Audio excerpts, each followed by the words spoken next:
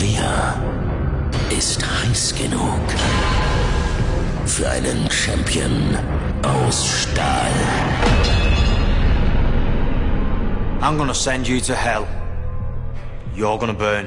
Ich bin Weltmeister geworden, um es zu bleiben. Der WBA Super Champion aus Deutschland gegen die ungeschlagene Kampfmaschine aus England. Der heißeste WM-Fight des Jahres.